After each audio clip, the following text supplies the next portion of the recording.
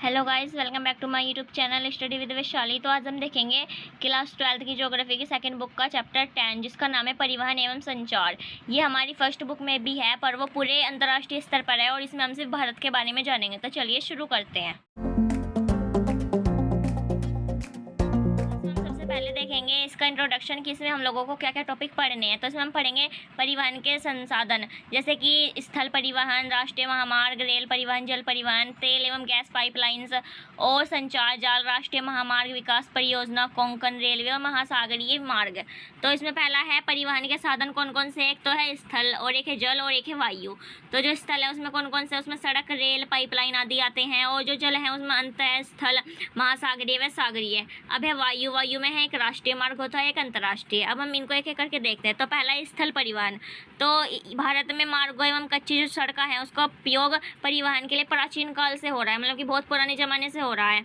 और आर्थिक तथा प्रौद्योगिकी के विकास के साथ भी भारी मात्रा में सामानों तथा लोगों को एक स्थान से दूसरे स्थान पर जाने के लिए पक्की सड़कों तथा रेल मार्गों का विकास किया जा रहा है। मतलब कि अगर आपको मतलब कि कुछ सामान लाना है कहीं से, अगर आप अपनी सड़कों से आएंगे तो आप सीधा अपने घर तक जाएंगे, और अगर आप रेल से आएंगे तो आपको रेलवे स्टेशन से फिर आना पड़ेगा घर। तो सड़कें बहुत ज़रूरी हैं मतलब कि काम के लिए भी। अब है राष्ट्रीय महामार्ग। तो केंद्र सरकार द्वारा निर्माण तथा रख रखाव है इसका, मतलब कि केंद्र सरकार ने निर्माण किया है और वो इसकी रख रखाव करती है। अब इसका उपयोग एक राज्य से दूसरे राज्य के लिए तथा सैनिक आवागमन के लिए किया जाता है, मतलब कि एक राज्य से दूसरे राज्य पर जाने के लिए इसका इस्तेमाल किया जाता है। और ये मार्ग राज्यों को प्रमुख नगरों तथा पतनों से जोड़ते हैं, मतलब कि पतन जैसे कि वो बंदरगाह होते हैं वहाँ से जोड़ते हैं, और जो बड़े बड़े नगर होते हैं उनसे जोड़ते हैं। और इनका रख रखाव NHAI करती है, जो है national highway authority of India. ये इसका रख रखाव करती है इन मार्गों का। अब है राज्य मार्ग कैसे होते हैं। तो इन मार्गों का निर्माण और रक्षा राज्य सरकारों द्वारा होती है, मतलब कि जिस राज्य में वो महामार्ग हैं वही उनकी मतलब कि रख रखाव करती है। और ये राज्यों को राजधानी से तथा जिला मुख्यालयों तथा अन्य महत्वपूर्ण शहरों से जोड़ते हैं, मतलब कि जो राज्य है उसके अंदर ये जोड़ती हैं, जिले से जोड़ती हैं, और मतलब गांव वगैरह की जो सड़कें हैं उनसे भी जुड़ी रहती हैं। और ये मार्ग राष्ट्रीय महामार्गों से जुड़े होते हैं, मतलब कि ये मार्ग राष्ट्रीय महामार्गों से जुड़े रहते हैं, जैसे कि हम एक राज्य से दूसरे राज्य पर आसानी से जा सकते हैं। जिला सड़कें, तो ये सड़कें जिला मुख्यालयों तथा जिले के अन्य महत्वपूर्ण स्थलों के बीच में मतलब कि संपर्क मार्ग का कार्य करती हैं। अब ग्रामीण सड़कें, ये सड़कें ग्रामीण क्षेत्रों को आपस में जोड़ने के लिए अत्यंत महत्वपूर्ण होती हैं।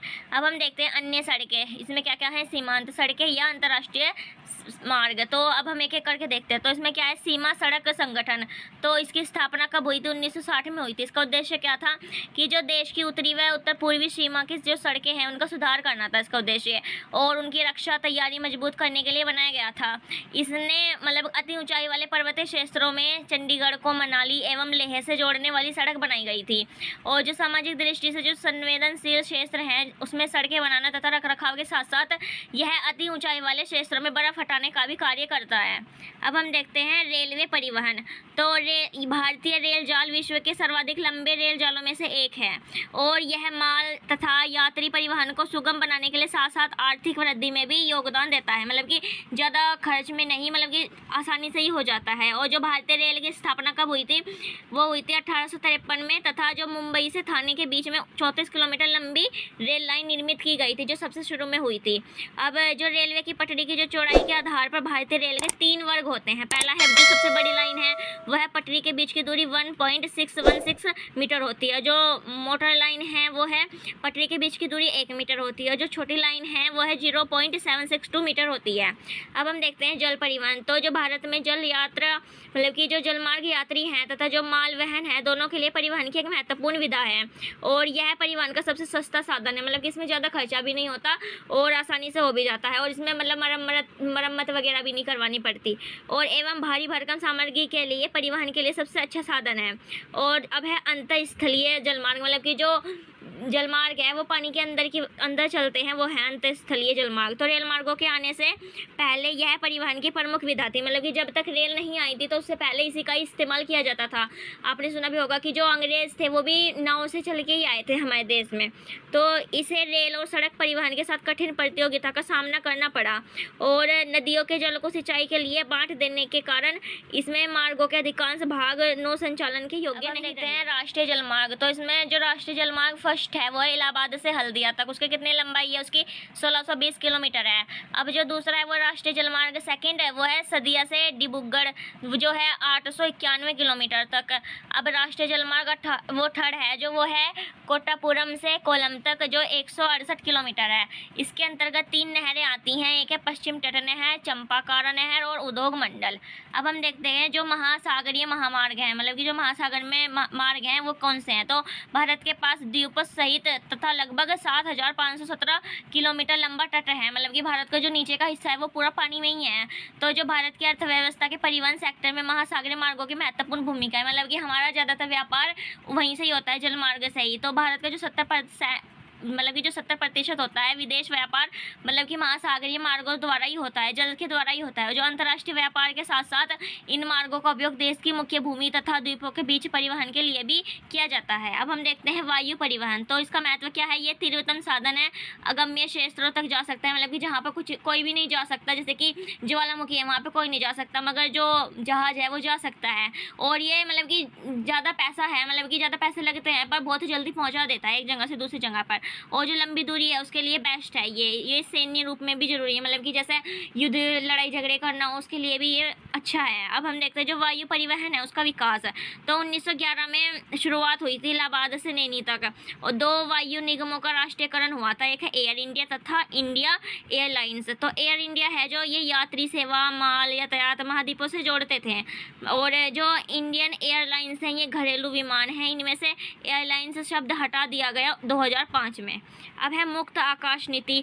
तो सरकार ने अप्रैल 1922 में भारतीय निर्यातकों को मदद देने के लिए यह नीति शुरू की थी, और इसके अंतर्गत विदेशी निर्यातकों तथा संगठन कोई भी मालवाहक वायुयान देश में ला सकता है, मतलब कि जिससे कि जो टैक्स है वो भी नहीं लगेगा, और मतलब कि ज़्यादा से ज़्यादा हमारा व्यापार होगा। अब हम देखते हैं तेल एवं गैस है जो उनकी पाइपलाइन। तो पाइपलाइन गैसों और तरल पदार्थों को लंबी दूरी तक भेजने हेतु प्रयोग किया जाता है, मतलब कि एक जगह से दूसरी जगह भेजना है तो पाइपें लगा दी गई वहाँ पे, और अगर तेल वगैरह जाना है तो वो पाइपों से ही चला जाता है, और यह अत्यधिक सुविधाजनक एवं सक्षम परिवहन प्रणाली है। हम देखते हैं संचार का जाल। तो एक तो होता है व्यक्तिगत और एक होता है सार्वजनिक। तो जो व्यक्तिगत होता है उसमें पत्र, इंटरनेट, ईमेल, मोबाइल वगैरह होता है। जो सार्वजनिक है जो सभी के लिए वो है रेडियो, टीवी, सैटेलाइट आदि।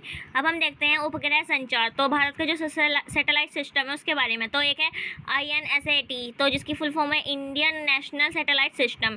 तो इसकी स्थापना हुई थी 1983 में, और एक बहुउद्देशीय सिस्टम है और दूरसंचार तथा मौसम के लिए उपयोगी है। अब है IRS, तो Indian remote sensing satellite system. तो इसकी स्थापना 1988 में हुई थी, और प्राकृतिक संसाधनों का प्रबंध करना है इसका, और स्पेक्ट्रल बैंड एकत्रित करना। अब है रेडियो। तो भारत में जो रेडियो का प्रसारण है वो 1923 में रेडियो क्लब ऑफ बॉम्बे द्वारा शुरू किया गया था, और बहुत ही कम समय में इसने देश के कोने कोने में अपनी जगह बना ली थी। 1936 में इसे ऑल इंडिया रेडियो और 1957 में आकाशवाणी में बदल दिया गया था। अब हम देखते हैं इंटरनेट, जिसको आजकल सभी लोग यूज़ करते हैं। तो इंटरनेट सबसे प्रभावी संचार प्रणाली है। नगरीय क्षेत्रों में इसका व्यापक स्तर पर प्रयोग किया जाता है, और यह ज्ञान एवं सूचना को दुनिया के एक कोने से दूसरे कोने में आसानी से पहुंचा देती है, और यह मौद्रिक लेन देन के लिए भी उपयोग किया जाता है, मतलब कि पैसे वगैरह के लिए। और दिन प्रतिदिन जो साइबर कैफों का चलन भी बढ़ता जा रहा है। राष्ट्रीय महामार्ग विकास परियोजनाएं। तो स्वर्णिम चतुर्भुज परियोजना है किसमें। तो इसके अंतर्गत 5846 किलोमीटर लंबी तथा 4/6 लेन वाले उच्च संघटना के यातायात गलियारे शामिल हैं इसके अंतर्गत, जो कि देश के 4 विशाल महानगरों दिल्ली, मुंबई, चेन्नई, कोलकाता से जोड़ते हैं, मतलब कि इसमें एक बड़ी लाइन है ये। इस योजना से भारत के इन महानगरों के बीच समय, दूरी तथा यातायात लागत महत्वपूर्ण रूप से कम हो जाती है, मतलब कि जो ये 4 जगहें हैं इनसे एक सड़क जुड़ती है, जिससे कि जो मतलब हमारा परिवहन है वो आसान हो जाता है। अब ये हमारे यहाँ पे लास्ट टॉपिक है कोंकण रेलवे। तो इसका निर्माण हुआ था 1998 में, और यह रोहा महाराष्ट्र से मंगलोर कर्नाटक 760 किलोमीटर लंबा है, और यह 146 नदियों, 2000 पुलों और 91 सुरंगों को पार करता है। और इस रेल मार्ग पर एशिया की सबसे लंबी 6.5 किलोमीटर लंबा पुल है एशिया का, और इस परियोजना में कर्नाटक, गोवा, महाराष्ट्र आदि शामिल है। तो यहाँ पर ये हमारा चैप्टर कंप्लीट होता है। अगर आपको चैप्टर अच्छा लगा तो वीडियो को लाइक कीजिए, मेरे चैनल को सब्सक्राइब कीजिए, और अगर आपको ये चैप्टर अच्छे से समझना है तो आप एक बार प्लीज़ अपनी बुक को जरूर रीड कीजिए। Thanks for watching.